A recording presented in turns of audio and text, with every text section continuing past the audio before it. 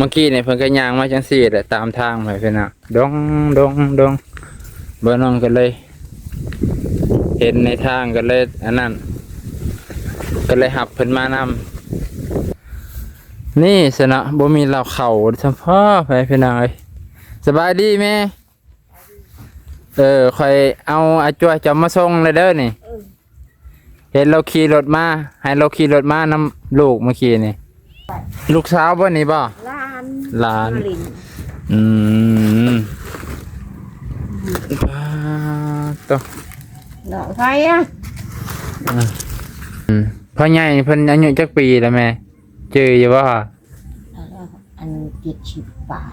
70ปลายโอ้ยแม่ได้สันอายุเท่าใดแม่นี่50 ปลายโอ้58อีหล่าชื่อหยังสันชื่อนางธัญญาโอ้น้องธัญญาเนาะดูได้แม่เด็กแสนหนึ่งเอาไปซื้อข้าวซื้อน้ำซื้อในอยู่เนี่ยกินนี่แหละ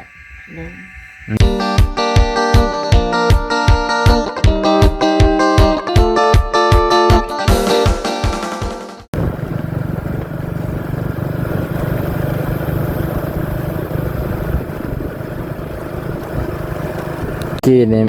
หับลุงนี่มาส่งเพิ่นมาจะไปขอเข่าให้เพิ่นอ่ะก็เลยพาเพิ่นมาแตน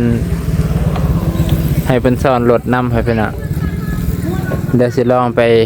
หาเพิ่นก่อนเพิ่นเห็นเพิ่นไปขอเข่าดุให้เพิ่นอ่ะไปเพิ่นน่ะเดี๋ยวไปหาพ่อใหญ่นะครับพูดอะไรพูดพอดีบ่าวนุ่งหับเพิ่นมาแต่อันนั้นไปเพิ่นน่ะมาแต่เห็นเพิ่นย่างมาถือเขามานะถือเขาสารมานะก็ได้ดิตนเบิ้งลองมาเบิ้งเพื่อนเพิ่นก่อนไปนะมาจะไปจังใดมาจังใดคือเห็นเพิ่นขี่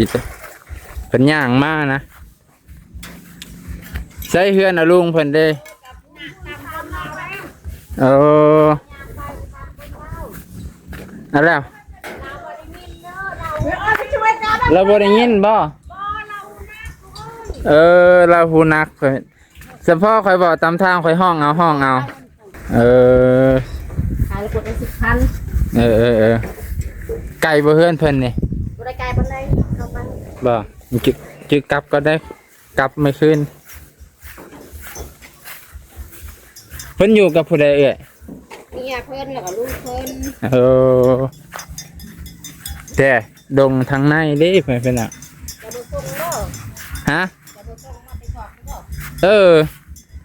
มาแต่แกงเกาะก็เลยเห็นเพิ่น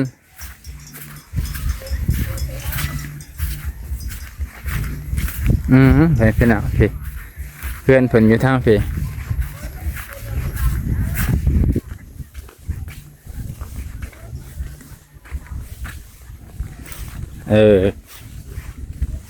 เป็นอยู่กับอะไรป้าอาจ้วยป้า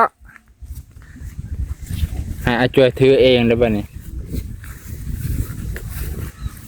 เมื่อกี้เนี่ยเพิ่นก็ย่างมาจังซี่แหละตามทางไปเพิ่นน่ะดงบ่น้องก็เลยเห็นในทางก็เลยอันนั้นก็เลยหับเพิ่นมานำเป็นสงสัยนะปลูกเงาไปได้เนาะย่างตามคนไป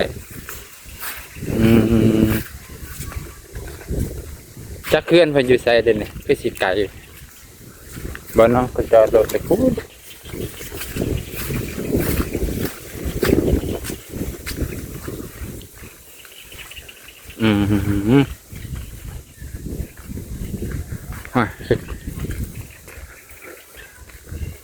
เพื่อนเพิ่นอยู่ไสเนาะนี่เบิ่งบรรยากาศเป็นพี่น้องเอ้ยและดงไม้อาจ้อยนายบ่เราบ่ได้ยินให้พี่น้องขี่มาทางนี้ก็ได้เลยโอ้เบิ่งมาแล้วดีใจพอใหญ่มาโอ้แลนมากระถึกขึกโคมโอ้นี่สนะบ่มีเหล้าเข้าเฉพาะไปพี่น้องเอ้ยสบายดีแม่ ค่อยเอาอาจ้อยจะมาส่งเลยเด้อนี่ เห็นเราขี่รถมาให้เราขี่รถมานำลูกเมื่อกี้นี่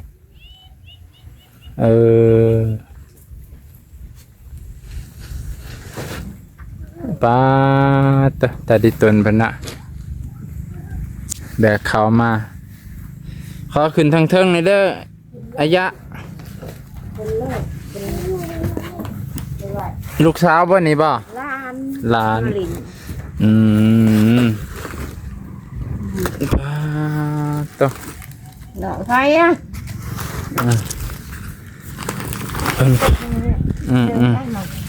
นี่นะเฮือนเพิ่นเด้อป้าตัวอยู่กันจักคนแม่ 3 คน 3 คนกับร้านนี่บ่ เด้อ โอ้ หลาน ลูกจะได้สั่นจักคน ลูกคอยหันช่อง5 คนหมดอันเขาเอามีครอบครัวมาแล้วแม่เอาเลยอยู่ในบ้านนี้ ในบ้านเฮานี่ อื คนหนึง ม หันผูกอยู่บ้านนาปง วันนปง ปง เด้อ เพราะว่านาเก่งผูก โอ้ทั้งนาเก่งเพิ่นบ่ เด้อ ซิโนเพิ่นบ่แม่นบ่ แม่นน่ะ โอ้ยนี่พ่อเฒ่าเพิ่นขอยเห็นเพิ่นไปขอข้าวทุกเทื่อมีแต่เล่าบ่ไป ไม่ได้เล่าแล้วคอยหันไปบ่ออก เออ ตีนนี่โชว์ตีนไปบ่ได้ แม่เจ็บตีนบ่ โดย โอ้ หันบ่ เด้อขออนุญาตเนาะนี่ผ่าตัดบ่น่ะเป็นหยัง ฉันบิดหันเหยียบน้ำว่าอันนั้นแล้วมันมึกอันนั้นก็ เป็นผีแบบนี้เลยบ่ เป็นพี่เลย เออ เกือบบ่รอด เกือบไปบ่ได้เลย เป็นมาจากปีแล้วแม่น่ะตีน แต่พี่กายนี่ โอ้เดี๋ยวนี้ก็ยังเจ็บหุมๆบ่ ยังเจ็บ บ่ได้ไปกวดบ่เลยจังได๋ ไปกวดแล้วก็อันนั้น อืมเนาะเด้อพ่อใหญ่เพิ่นอายุจักปีแล้วแม่เจออยู่บ่ อัน70 ปลาย 70ปลายโอ้ยแม่ได้สันอายุเท่าใด แม่นี่50 ปลาย โอ้ 58ผู้คนแข็งแห้งเลยปัญญาง เพิ่นแข็งแรง สบายดีล่ะสบายดีลูกหลานสาว ร้านค้า มีหลานจักคนลูกแม่อันลูกสาวเพิ่นนี่ 3บ่ เออ ลูกสาวเอาคนบ้านนี้เนาะ คนนี้บ้าน ร้านมาอยู่นำเฮ็ดอยู่เฮ็ดกินไปพี่น้องเอ้ยข้าเพิ่นโทรมานี่แหละเฮาก็เห็นอาจวย แม่พ่อเฒ่าเพิ่นนี่ก็เพิ่นย่างไปตุกจักเทื่อไปขอข้าวเทื่อนึงนี่แม่ 5-6 มื้อหมดอันลามาหาไปอีก เราเอามาแต่ละเทื่อนี่ได้ถ้าได้หลายบ่ เท่านั้นแหละค่ะเท่านั้น เรามาหลายก็บ่ได้เนาะ แล้วนัก เราหนักพอเราถือได้แล้วแล้วยะ คันเราบ่ได้ไปขอนี่ก็บ่มีกินนี่เนาะแม่ ไม่ เนาะ กินเงินใหญ่ชื่อๆฮะบ่มีข้าวกิน เนาะส่วนหลายก็เป็นแบบนี้บ้านเฮาเนาะเฮือนใหญ่ซื่อบ่ติเด้แถวบ้านนอกสิส่วนหลายเฮือนใหญ่ซื่อแต่ส่วนหลายขาดแคลนแต่ข้าวเนาะแม่เนาะ ลงอันว่าชื่อๆก็เงินคำก็บ่มี โดยไปนี่แหละ โดย เทอมจ อีหลาชื่อหยังสั่น ชื่อนางธัญญา โอ้น้องธัญญาเนาะโดยพอดีมาพ่อใหญ่เพิ่นย่างจงโกะตามทางผู้เดียว แล้วยัง แล้วแต่ละเทื่อก็เห็นเล่าอันแหละเบิ่งลองไปส่งเบิ่งกันนะเท่านี้อยู่บ้านใดกันแน่ห้องเอาเด้ฮู้เพิ่นบ่ได้ยินเนาะ บ่เราเชียวฮู้เรา โอ้ฮู้อยากหนวกแน่ไปพี่น้องแต่เว้าแห้งๆเพิ่นก็ได้ยิน ว่าวแห้งหั่นเพิ่นได้ยินแต่ในเฮือนนี่ก็บ่แม่นแม่ว่าวใช้แท้ใช้ในแล้วฮะบ่ได้ยิน ต้องเว้าแห้งๆใส่เนาะว่าวแห้งๆใช้ ตาดิตนเลยเบิ่งเฮือนซานล้านแปดปาดตัวแม่เอ้ยนอนในใช้สะเมก็ได้อะนอนในนี่โลดเนาะ นั้นก็จังซี่ก็หมดแล้วมัน จังกะสีมันหัวเนาะโห หัว เจ้ากว่าเฮือนใหญ่กว่าคนเนาะมันก็เลยเป็นจังซี่เนาะแม่เนาะ โดย คันเฮือนน้อยชำนิกเฮือนน้อยๆกว่านี้ก็สิดีแต่ก่อนก็คือว่าลูกเขาเนาะมีลูกตั้ง5คนเพิ่นบ่ หาคน ผู้นั้นหันเอาเมียพุดอยู่ชิลยะอยู่ มันเราสุริยะ บ้านเราชิลยะอยู่เวียงพุ่นเนื้อเวียงนี่ เนื้อเวียงพุ่นเนาะแต่บ่ได้มาบ่มีเงินค่ารถมาแล้วบ่ได้มา เอาเมียทางพุ่นไกลเติบเนาะ ใกล้เสิร์ฟเด้ ลูกตั้ง5คน หลายแม่ลูก คือว่าแล้วลูกก็มีครอบครัวเบิดเนาะ เขามีครอบครัวแล้วก็ครอบครัวเฮือนชาติเขาอีก เพื่อครอบครัวเขาก็ยังสิบ่กุ้มบางเทื่อนะแม่เนาะ เด้อ อาศัยแต่ลูกอันนี้บ่หลานสาวผู้นี้ผู้อยู่ใกล้ๆนี่บ่มาแต่งอยู่แต่งกิน ใช้ร้านใกล้ๆนี่แหละ เออ ร้านอยู่พุ่นก็ชาม เออ ก็มาบ่ฮอดบ่มีเงินใจ เนาะ มันลดแล้วก็มาบ่ฮอด มันไกลเลย มันไกล อืมเมื่อยบ่พ่อใหญ่เมื่อยบ่อืม ไป แต่อย่าเยิ่งเนาะ จักเพิ่นไปคออยู่บ้านได้ซั่นแต่ละเทื่อนี่ อยู่ดงนกคุณเห็นบอกแบบ โอ้ดงนกคุณ ก็แล้วก็พ่นขอดอนแดง เออ เมืองชนละไป โดย ยังมืดเขาแล้ว อันนี้ก็มืดมื้อเช้านี่เอาเขาลานเช้านี่มาให้อันนี้มาหนึ่งนะ เออเอาโก้ยนะร้านคันเพิ่นบ่ได้ไปคอนี่ปะก็บ่มีแนวกินน่ะเนาะ มียัง แต่ กิ เป็น นนะอันนี้เพิ่นลูกเคยบ่ บ่ เออ คนในบ้าน คนในบ้านเฮาเนาะ เออ เพราะว่าบ่น้องเห็นเพิ่นไปคอเขาตลอดก็บ่เห็นตอนคอดอกเห็นที่ตอนเพิ่นเมื่อเพิ่นย่างตามทางกุ๊กก็ คือว่าแต่คนทางนี้เขาคนแถวนั้นเขาก็บ่ฮู้เนาะเขาก็บ่ได้มาทางนี้เขาก็บ่ได้ขับรถมานำเฮาหันว่าสิเมื่อกลางทำพระก็เลยว่าเอ้าจังได๋ก็มาแวะเพิ่นกันนะ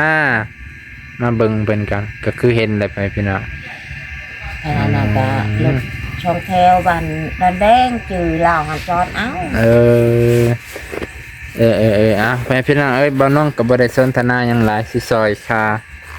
อยู่ค่ากินของแม่เพิ่นกันพอให้